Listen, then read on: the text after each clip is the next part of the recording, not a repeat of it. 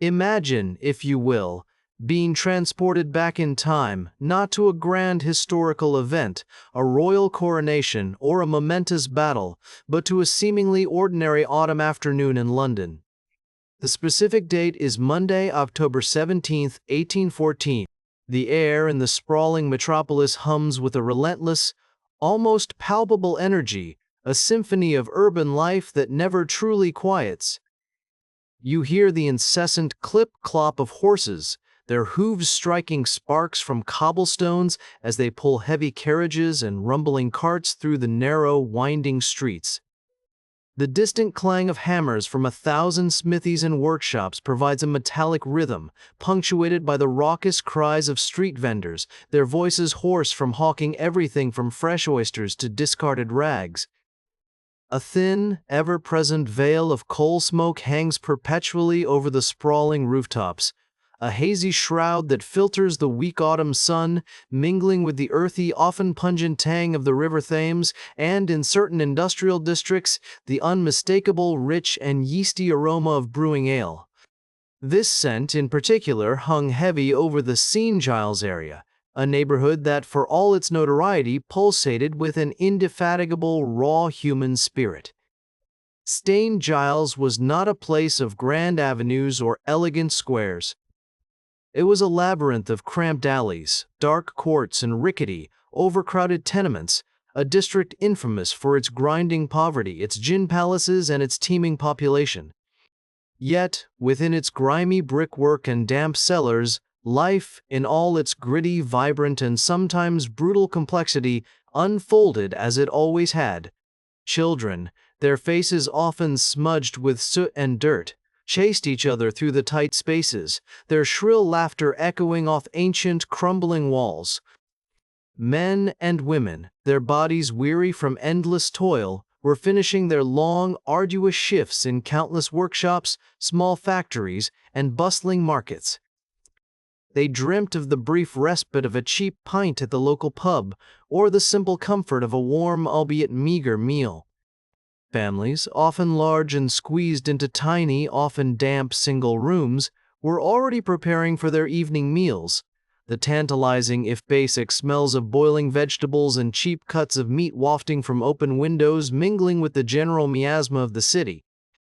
Every individual caught in their own microcosm of daily existence, their concerns focused on survival and the simple pleasures of the day, was utterly, blissfully oblivious to the titanic, liquid force that was silently, powerfully gathering beneath their very feet. This wasn't a natural disaster brewing, not a sudden earthquake or a raging fire. Nor was it a political upheaval threatening to erupt into revolution. No, this was something far more bizarre, more absurd, more sudsy, and utterly, horrifyingly unique. We're talking about beer. Not just a barrel or two, not a spill from a dropped keg, but an unimaginable, truly biblical quantity of beer. Enough beer, in fact, to drown a neighborhood.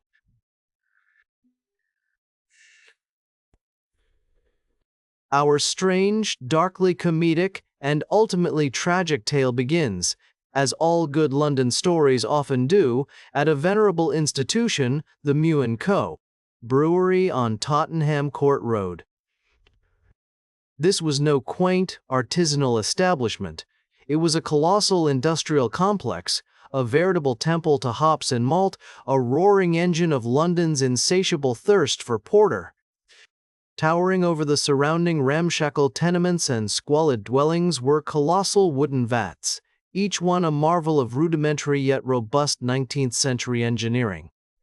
These immense containers, constructed from thick timber staves meticulously fitted together and then reinforced with massive heavy iron hoops, held tens of thousands of gallons of fermenting ale.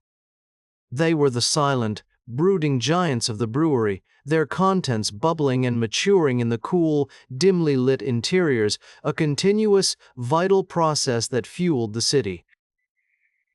The undeniable star of this subterranean show, the undisputed titan amongst titans, was one particular vat. This absolute behemoth stood an astounding 22 feet tall, roughly 6-7 meters, the height of a substantial two-story building, and boasted a staggering capacity of 3,500 barrels of porter. Porter, for those unfamiliar with the history of brewing, was more than just a drink. It was a cornerstone of working-class life in London.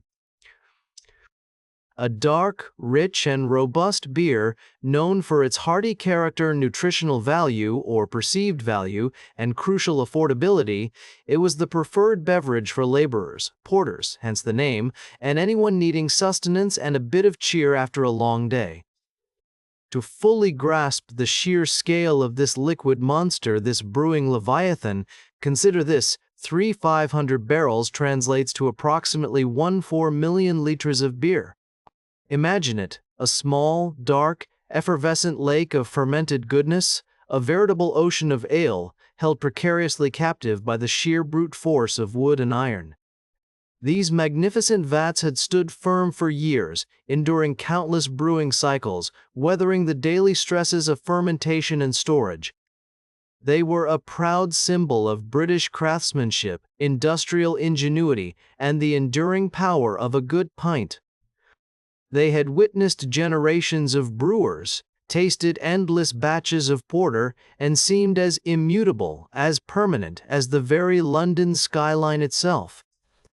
Yet, as any engineer or historian will attest, even the sturdiest structures have their breaking point, a moment of weakness that fate, or perhaps simply entropy, eventually exploits. That fateful afternoon, as the hands of the clock crept inexorably towards 4:30, a worker on the brewery premises, engaged in his mundane duties, noticed something amiss, a small but profoundly unsettling detail. One of the massive iron hoops, a crucial band that encircled the monstrous 3,500-barrel vat, had snapped. A sharp, metallic ping or a dull thud might have been the only sound to mark this ominous precursor, easily lost amidst the industrial din. A foreman, a seasoned man whose days were filled with the repetitive mechanics of brewing and maintenance, was quickly summoned. He cast a quick, perhaps dismissive glance at the damage, his mind already on other tasks, other repairs. "No worries," was essentially his weary, offhand verdict. "It happens. Just a bit of expansion and contraction, the timber's settling. Nothing a good blacksmith can't fix. We'll get it attended to tomorrow morning first thing. Don't waste time on it now." This casual disregard, this almost weary acceptance of minor structural fatigue unknowingly, tragically, and undeniably set the stage for an unprecedented and utterly catastrophic disaster.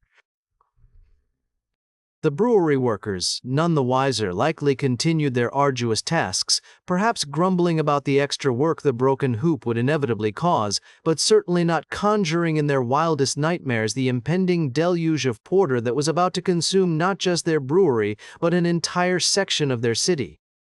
Around 5:30 p.m., as the autumn dusk began its slow descent over the city, and the first gas lamps flickered to life in the deepening gloom, the unthinkable, the unimaginable finally happened. The massive vat, already profoundly compromised by the severed iron hoop and subjected to the immense, unrelenting internal pressure of its vast liquid contents, could hold no more. The natural processes of fermentation generated enormous forces within, forces that the weakened structure could no longer withstand. With a thunderous, ear-splitting crack that resonated deep within the ground, a sound that eyewitnesses later compared to a cannon firing at point-blank range or an explosive detonation, the entire wooden structure disintegrated. Imagine the raw, primal sound, not merely a loud noise, but a horrifying, violent roar, a sonic boom followed immediately by a horrific, splintering crescendo as ancient timber tore itself apart with a deafening groan, throwing massive planks and staves into the air like lightweight matchsticks. The very air vibrated with the sudden release of pressure and sound. That this cataclysmic rupture, this initial violent explosion, was merely the overture to an even grander, more terrifying symphony of destruction. The sheer kinetic force of the initial eruption was so immense, so unyielding, so completely overwhelming that it triggered a terrifying, unavoidable domino effect. The outgoing wave of beer, a dark brown tsunami infused with foam, sediment, and splintered wood, slammed into the adjacent vats with the impact of a liquid battering ram, bursting them open in rapid, sickening succession. One by one, their contents joined the swelling, churning tide. Another colossal vat, also holding an identical 3,500 barrels, then several smaller ones of 1,000 barrels each, succumbed to the liquid assault, adding their immense volumes to the growing flood. In a horrifying span of what could only have been a few fleeting minutes, an estimated 1.5 million liters of porter, perhaps even more, a truly biblical, almost inconceivable quantity of ale, was unleashed upon the unsuspecting world. This wasn't a gentle, controlled spill, no mere overflow from a carelessly tended tap. This was a liquid explosion of epic proportions, a force of nature unleashed by human engineering. A frothing, dark, brown tidal wave of beer, towering over 15 feet high, around 4.6 meters, easily clearing the heads of any unfortunate soul caught in its path, surged outward with an irresistible, terrifying force. It crashed through the relatively flimsy brick walls of the brewery itself, which simply crumbled under the immense unyielding pressure like damp papier-mâché. The floodwaters, dark, pungent, and terrifyingly swift, roared out of the brewery complex and into the narrow, crowded streets of St. Giles, transforming mundane thoroughfares into raging, alcoholic rivers. The St. Giles area, already a labyrinth of cramped alleys, dark courts, ramshackle tenements, and precarious wooden structures, was particularly vulnerable to such an unforeseen onslaught. Many of the poorest families, with no other options, lived in cellars and ground-floor dwellings, their humble homes offering little to no protection against such an unimaginable deluge. There was no time to react, no warning bells to sound the alarm, no chance for escape for those caught directly in its path. The wave of beer moved with terrifying, inexorable speed, a liquid bulldozer sweeping away everything in its path. Houses were instantly inundated, their flimsy foundations and weathered walls proving no match for the liquid battering ram. Walls buckled, groaned, and then collapsed inward, trapping terrified residents inside their rapidly disintegrating homes. Imagine the sheer confusion, the gut-wrenching terror that gripped the inhabitants of St. Giles. One moment you're sitting down to a meager supper, the flickering candle casting long shadows on the wall, the comforting, if humble, familiarity of your home around you. The next, a wall of dark, viscous, incredibly pungent liquid bursts through your door and windows with explosive force, shattering glass and splintering wood, throwing heavy furniture around like lightweight toys, and dragging you into its suffocating, churning depths. The air, already heavy with the myriad smells of urban life, smoke, refuse, humanity, would have been instantaneously saturated with the overwhelming, sickly sweet, yeasty aroma of porter, a smell that would forever be associated with panic and death. This terrible smell mingled horrifyingly with the screams of panic, the splintering of wood as homes disintegrated, and the gurgling sounds of the drowning. Families who were fortunate enough to live in upper rooms, or who were quick-witted enough to scramble upwards, huddled together, climbing onto tables, beds, or any available high ground. They watched in abject horror as the brown tide relentlessly rose, creeping higher and higher up the walls, threatening to engulf even their tenuous refuges. Those in cellars and ground-floor dwellings, however, had virtually no escape. The beer wasn't just deep, it was incredibly powerful, a force of nature born of human industry and accidental failure. It carried with it a deadly cargo of debris, broken barrels, splintered furniture, loose bricks, jagged shards of glass, and tragically even people, transforming the streets into a deadly, churning vortex of chaos and destruction. The density of the liquid, far greater than water due to the sugars and solids, added to its destructive power and made escaping its grip even more difficult. The immediate aftermath was devastating and profoundly heartrending. In the initial minutes and hours of the Great London Beer Flood, 8 precious lives were tragically lost, snatched away in a most bizarre and cruel manner.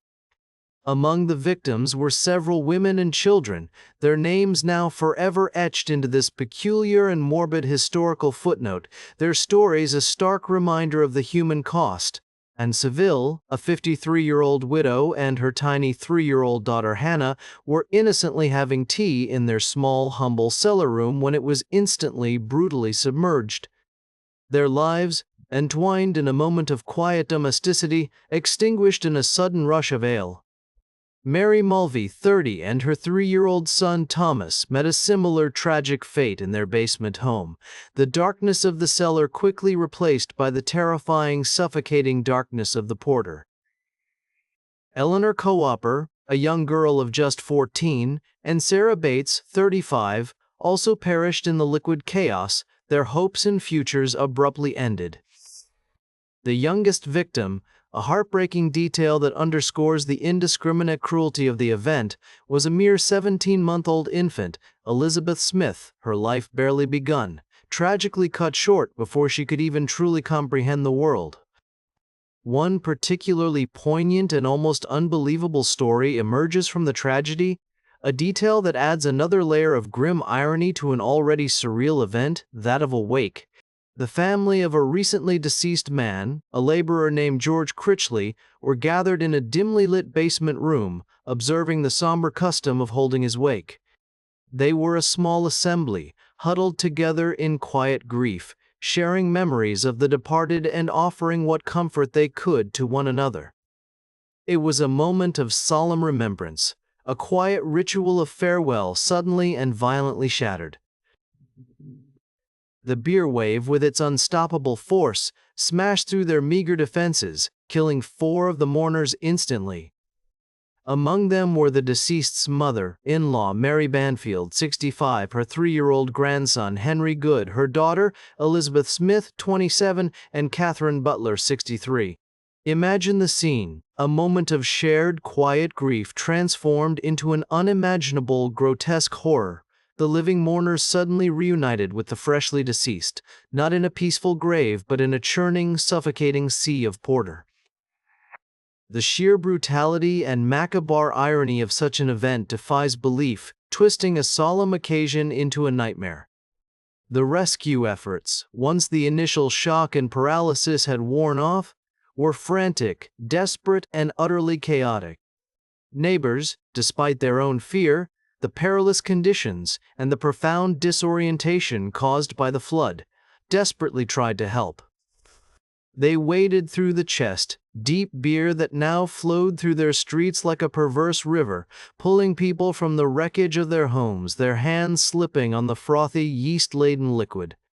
Soldiers were swiftly called in from nearby barracks, along with local constables, to assist in the desperate search for survivors and the grim recovery of the deceased. The scene was utterly surreal. Streets that were once bustling pathways now resembled dark, frothing, alcohol-scented rivers. Houses stood partially submerged, some collapsed entirely into heaps of splintered wood and brick, and the faint yet pervasive sickly sweet and yeasty smell of ale hung heavy in the air, a constant, sickening reminder of the disaster, seeping into every fabric of the devastated district. The cries of the injured, the shouts of the rescuers, and the muffled sobs of the bereaved added to the cacophony of a world turned upside down. As the initial panic began to subside, giving way to a grim, exhausted determination, another peculiar and almost unbelievable scene unfolded in the immediate aftermath. The streets, still awash in ankle-deep, then knee-deep beer as the flood slowly, sluggishly receded, became a strange and morbid attraction. Some residents, hardened by generations of grinding poverty and desperate for any available resource, simply could not resist the temptation, even amidst the tragedy. Accounts from the time describe people, their faces etched with grief, shock, and destitution, collecting the free-flowing porter in any container they could find, jugs, pots, buckets, even their hats. It was a dark, tragic irony, a neighborhood drowned in death and destruction, yet offering a momentary intoxicating bounty to its surviving inhabitants. A few individuals, it said, drank so much of the powerful porter directly from the treacherous streets that they became dangerously intoxicated, further complicating the already arduous rescue and recovery efforts, adding another layer of grim absurdity to the entire event. It was a macabre carnival of survival and foolishness, a dark reflection of the human spirit's remarkable resilience in the face of adversity, but also its occasional stark lapses in judgment and the desperate measures driven by deprivation. This bizarre tableau of grief and drunken opportunism only deepened the surreal nature of the catastrophe. The brewery itself, the unwitting epicenter of this bizarre tragedy, faced immediate legal action and intense public scrutiny, though perhaps not as much as one might expect today. The coroner's inquest was held a mere 2 days later, a swift and perhaps perfunctory examination given the unprecedented scale and nature of the disaster. The jury, comprised of local citizens and tradesmen, after hearing the evidence and likely influenced by prevailing legal thought and industrial sympathies, ultimately concluded that the deaths were an act of God, a force majeure, an unavoidable accident entirely beyond human control or foresight. This verdict, a legal loophole from a bygone era that prioritized commercial interests and the concept of unforeseeable events, effectively absolved the Moe & Co. brewery of any blame or liability for damages to the victims' families.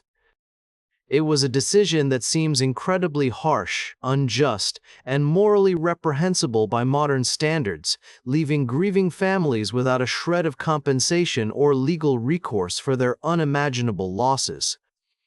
Their suffering was considered an act of fate, not a consequence of human negligence, however indirect. However, in a truly twisted, almost unbelievable turn of events that highlights the cold calculations of finance in the face of human misery, the flood did have a peculiar and undeniably lucrative silver lining for the brewery. The massive, unprecedented loss of 1.5 million liters of beer, an entire production run, meant a significant loss of excise duty, tax, for the government, a sum the brewery had already diligently paid. Seizing this extraordinary opportunity, the brewery successfully petitioned Parliament for a refund of the excise duty they had already remitted on the lost beer, claiming damages of £23,000, an astronomical sum at the time, equivalent to several £1 million in today's currency. Astonishingly, they not only received the full refund but were also granted an additional £7,205 in compensation, a massive bailout that dwarfed any thought of aid for the victims. This effectively saved them from financial ruin and potential bankruptcy, allowing them to rebuild their shattered vats and resume operations with barely a hiccup. It was, as some wryly noted with a shake of the head and a bitter laugh, a very lucky disaster indeed for the brewery owners, though certainly not for the unfortunate, impoverished residents of St. Giles who had lost their homes and loved ones. The contrast between the brewery's financial recovery and the victims' enduring destitution is a stark and uncomfortable testament to the social inequalities of the era. The Great London Beer Flood of 1814 remains one of the most bizarre, tragic, and utterly unique events in the annals of history. It stands as a stark, frothy reminder of the very real industrial dangers that lurked beneath the surface of seemingly ordinary urban life in the past, a hidden menace in an era of rapid technological advancement and minimal regulation. It vividly illustrates the precarious and often brutal lives of the urban poor, who lived in overcrowded conditions, vulnerable to every whim of fate and industry. And it highlights the strange, unpredictable, and sometimes darkly humorous ways in which tragedy can strike, turning a common commodity into an instrument of destruction. It's a story that sounds like something pulled directly from the pages of a darkly comedic novel, a fantastical, macabre fable, or a bizarre urban legend. But for those caught in its sudsy, suffocating grip, for the 8 souls whose lives were extinguished, and for the families left to mourn amidst the stench of stale ale and shattered homes, it was horrifyingly, devastatingly, undeniably real. It serves as a potent reminder of an era where industrial might often overshadowed human safety, and where an act of God could absolve corporations while devastating communities. Thanks for watching. If you enjoyed this story, please like this video and subscribe to the channel. We'll see you in the next video.